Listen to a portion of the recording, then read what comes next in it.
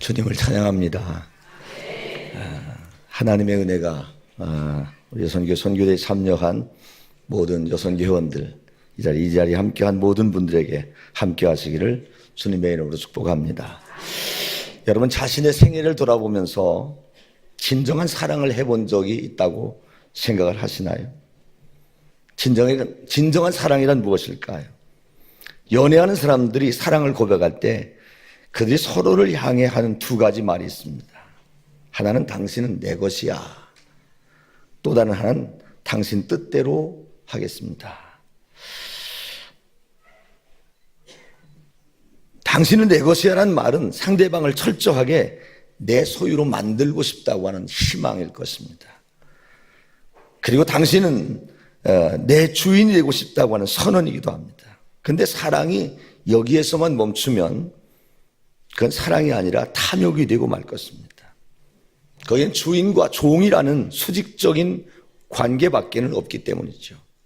두 번째로 당신 뜻대로 하겠다, 이 말은 사랑하는 사람을 위해서 자원하는 마음으로 헌신하겠다는 그런 말입니다. 사랑하는 대상을 위해서 내 모든 것을 다 내려놓을 수 있다는 의미입니다. 내가 아끼던 것, 소중하게 여기던 것, 이 모든 것을 당신을 위해서 드릴 수 있다는 것입니다. 내 소신도, 그리고 체면도, 가치관도, 심지어 목숨까지도 내던질 수 있다는 것이 당신의 뜻대로 하겠습니다, 이런 이야기입니다. 이처럼 상대방을 위해서 자발적인 노예가 되겠다는 것, 그것이 바로 사랑입니다. 예수님을 사랑했던 사람들, 즉 우리 신앙의 선배들이 이렇게 하나님을 사랑했습니다. 내가 주님의 뜻대로 하겠습니다. 강제로가 아닙니다. 자발적인 순종으로 종의 모습이 되었던 것입니다. 오늘 본문에 보면 이러한 모습을 아주 잘 보여주는 사람이 나옵니다. 바로 예수님께 향유를 부은 여인. 예수님이 이 여인을 칭찬하십니다. 성경 속에 이런 인정과 칭찬을 받았던 인물이 또 있을까라는 생각이 들 정도입니다. 구약에서는, 신약에서도 찾기 쉽지 않습니다. 도대체 예수님은 어떤 말씀으로 이 여인을 칭찬하셨을까요? 내가 진실로 너에게 이르노니 온 천하에 어디서든지 복음이 선포되는 곳에는 이 여자가 행한 일도 말하여 그를 기억하리라 하시니라. 이렇게 오늘 9절에 말씀합니다. 여기에 예수님이 강조하실 때마다 사용되는 용법이 바로 내가 진실로 너에게 이르노니. 예수님의 신뢰가 가득 담긴 표현 아닙니까? 그러면서 온 천하에 예수 그리스도의 복음이 증거되는 곳에는 이 여자의 행한 일도 말하여지고 사람들이 이 여자를 기억하게 될 것이라는 최고의 찬사입니다. 십자가에 달리시기 전 예수님의 마지막 일주일의 행적은 다음과 같습니다. 예수님은 금요일에 십자가에 못 박히시고 목요일은 제자들과 함께 식사를 하셨고 겟세마네 동산에 기도하시다가 로마 병정들에 체포됩니다. 그리고 오늘 본문의 사건은 바로 그 전날의 수요일에 일어난 일입니다. 근데 그 모습이 아주 긴박하죠. 여인의 앞과 뒤에는 이 여인과는 전혀 다른 두 종류의 인물이 기록되어 있음을 볼 수 있습니다. 1절과 2절에서 예수님을 잡아 죽일 계략을 갖고 있는 유대 지도자들의 이야기가 나옵니다. 이틀이 지나면 6월절과 무교절이라 대제사장들과 서기관들이 예수를 흉계로 잡아 죽일 방도를 구하며, 또 10절과 11절에는 스승을 은 30에 팔아넘긴 제자 가룟 유다의 모습이 등장합니다. 12 중 하나인 가룟 유다가 예수님을 넘겨주려고 대제사장들에게 감해, 이 한 여인이 예수님을 위해서 모든 것을 다 바치려고 하는데 종교 지도자들과 예수님을 3년이나 따라다니던 가룟 유다는 예수님의 순환의 자리에 전혀 동참할 수 없다는 사실을 언급하고 있는 것입니다. 샌드위치 구조 가운데 있는 이 여인, 더욱 빛나게 마가복음은 기록하죠. 어느 누구보다도 이 여인이 예수님의 진정한 제자였다는 사실을 우리에게 암시해주고 있다는 것입니다. 이 여인은 예수님을 만나면서 어떻게 변화받게 되었을까요? 오늘 본문에 보니까 이 여인은 사랑을 받을 줄도 알고 사랑을 표현할 줄도 아는 그런 여인이었어요. 사랑을 받을 줄도 알고 할 줄도 알아야 온전한 사랑이 되는 겁니다. 자, 누가복음에 이 여인은 죄 많은 여인이라고 이렇게 소개되죠. 그동안 아무도 자신을 이해하고 위로하지 않았습니다. 하지만 예수님은 이 여인을 만나서 죄를 용서해 주셨습니다. 그로 인해서 자신을 이해하고 사랑하는 사람이 생겼다는 기쁨이 이 여인의 마음속에 가득하게 됩니다. 예수님은 자신을 하나의 인격체로 대고 왔습니다. 그동안의 남자들은 자신의 육체만을 탐냈습니다. 그래서 여인에게는 사랑에 대한 갈증이 있었습니다. 하지만 이제는 달라졌습니다. 사랑받는 존재가 되었다는 겁니다. 나도 사랑을 받을 수 있는 존재라는 사실을 깨닫게 되었던 것입니다. 우리의 자존감은 어디서부터 생기는 것일까요?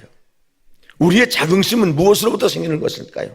내가 사랑해야 할 존재, 그분을 통해서 사랑을 받을 때 자존감과 자긍심이 생기게 되는 것입니다.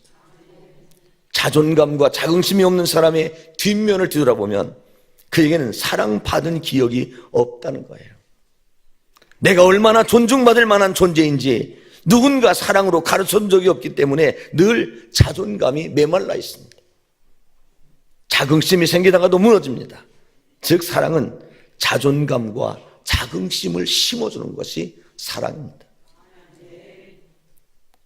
그렇기 때문에 사랑을 받는다는 것은 우리 인생에 얼마나 큰 복인지 모릅니다. 예수님이 이 땅에 오셔서 하신 일이 무엇입니까? 한 가지, 우리로 하여금 자존감을 갖도록 하신 일이에요. 버려진 사람들, 소외된 사람들, 외로운 사람들, 삶을 포기한 불쌍한 사람들을 찾아가서 예수님 말씀하십니다. 너는 버려질 존재가 아니라 소중한 존재다. 너는 이 세상에서 엑스트라로 존재하다가 어느 순간 사라진 것이 아니라 너 인생의 주인공은 바로 너다. 바로 이 사실을 가르쳐 주신 분이 예수 그리스도인 줄로 믿습니다. 예수님은 오늘 또 우리가 하나님을 예배할 때 우리에게 찾아오셨습니다. 그리고 말씀하십니다. 너는 이 세상의 수십억 중에 하나이지만 네가 있나 없나 나는 모르겠다가 아니라 오직 너로 존재하는 너 자신을 내가 사랑한다. 여러분, 여기 있는 모든 여러분 모두가 주님의 사랑받는 존재입니다. 사랑은 어떤 역할을 할까요? 상대방을 주인공으로 세워주는 것이 사랑이에요. 남녀가 사랑을 하게 되면 갑자기 밝아지고 예뻐진다고 그러죠. 왜 그럴까요? 삶에 지쳐 있을 때, 삶에서 의미를 찾지 못할 때 사랑을 통해서 희망을 갖게 된 것입니다. 의미 있는 삶이라는 사실을 깨닫게 되면서 속에서부터 활기가 솟아나는 것, 그것이 바로 사랑하는 사람에게 주어지는 복입니다. 사랑하게 되면 두 사람은 서로를 주인공으로 세워줍니다. 서로가 귀한 존재임을 일깨워줍니다. 그렇게 되면 숨겨져 있던 것까지 다 살아납니다.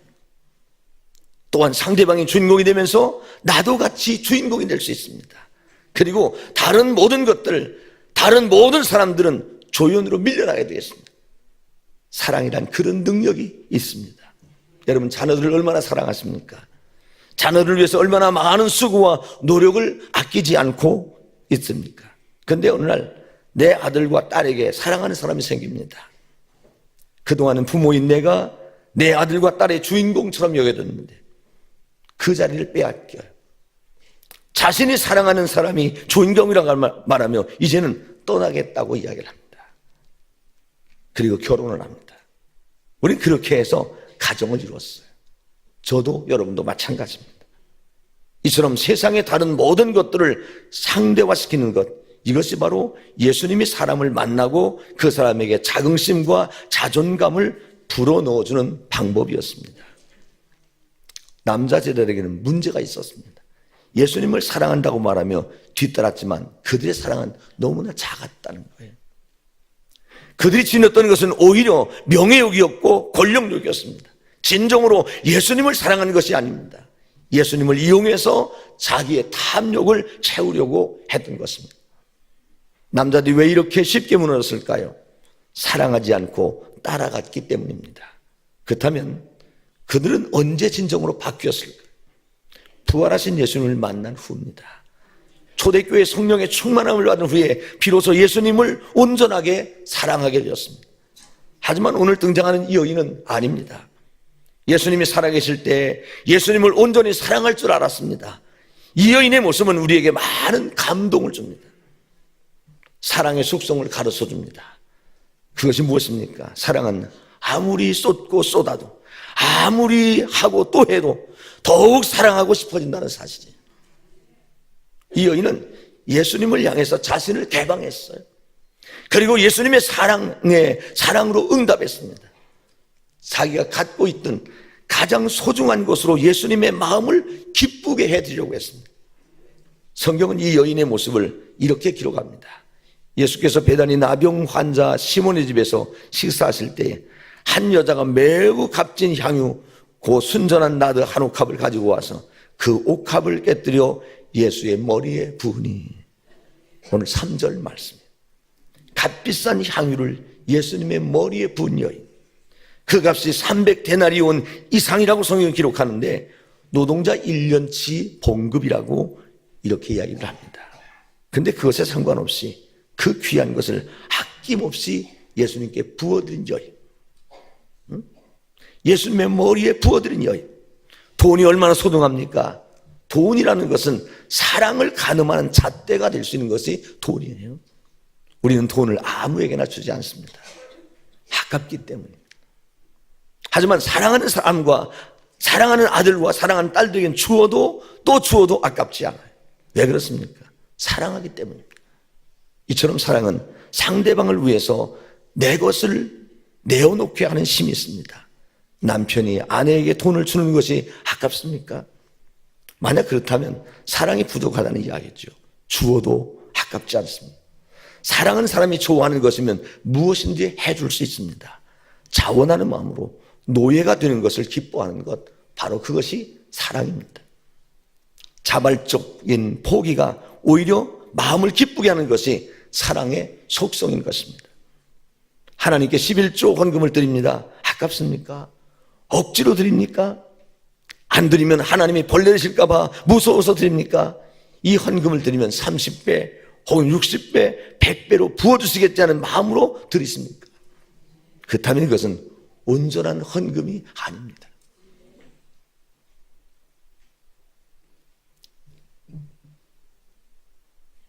진정한 헌금이란 하나님이 내게 주신 축복에 감사하는 마음으로 주님 사랑합니다, 모든 것이 하나님의 것임을 알고 주님께 드릴 수 있는 거예요. 여러분, 우리 기독교 대한감리의 여선교회들이 해놓은 많은 일들이 있어요. 아까도 처음에 하는 안식관 지금 건축하는 일이라든지, 또 한남동의 여선교회 회관을 건축했다, 제주 여선교회 회관이다, 뭐 이런 모든 것들이 바로 사랑하는 주님을 향한 아름다운 모습을 드렸기 때문에 생겨진 것이 아니겠어요? 하나님의 것을 알고 주님께 드렸습니다. 고백하며 드렸습니다. 그랬을 때 하나님이 기뻐하시는 헌금이 된 거예요. 사랑 없는 헌신, 사랑 없는 드림, 사랑 없는 봉사의 뒷면에는 나 자신의 탐욕과 욕망이 도사리고 있습니다. 하지만 이 여인은 달랐습니다.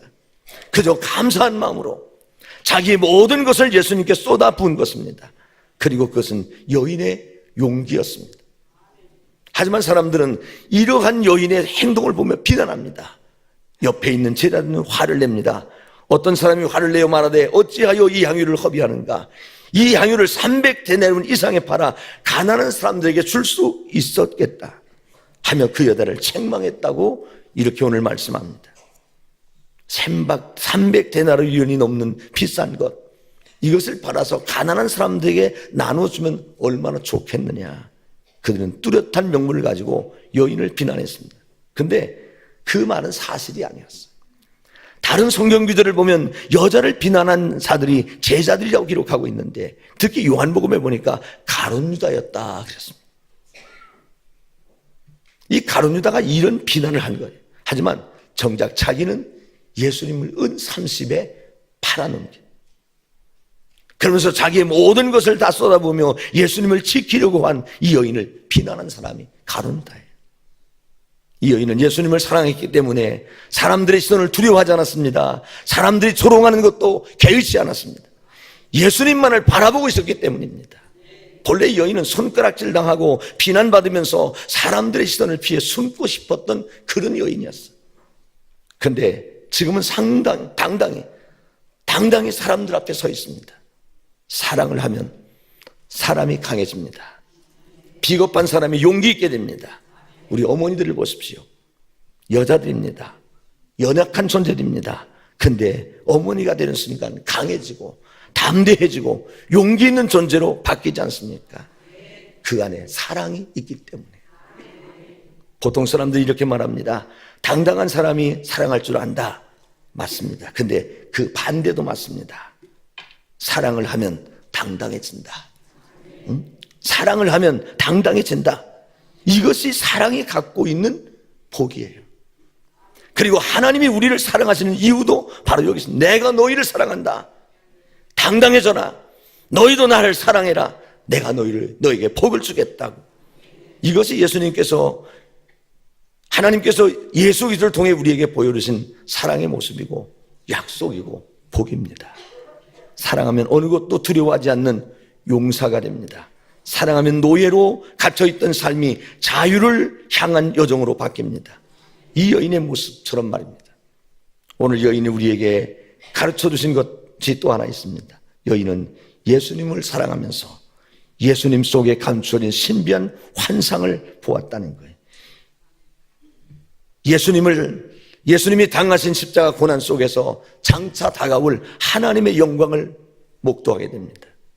다 알지는 못했을 것입니다. 그러나 인간을 위해서 자기 몸을 내놓으신 예수님처럼 예수님을 위해서 자기에게 소중한 것들을 내어놓고 싶은 마음이 이 여인에게 생겼습니다. 그리고 예수님의 머리에 기름을 부음으로써 예수님을 메시아로 기름 부음 받은 자 그리스도로 세우게 됩니다. 얼마나 놀라운 사건이에요. 가이사라 빌립보에서 예수님이 제자에게 물으십니다. 사람들이 나를 누구라고 하느냐? 또 그 뒤에는 너희는 나를 누구라고 하느냐? 여러분, 사람들이 예수를 누구라고 하는 것도 중요하지만 가장 중요한 것이 내가 예수를 누구라고 하느냐, 내가 예수를 누구라고 고백하느냐는 거예요.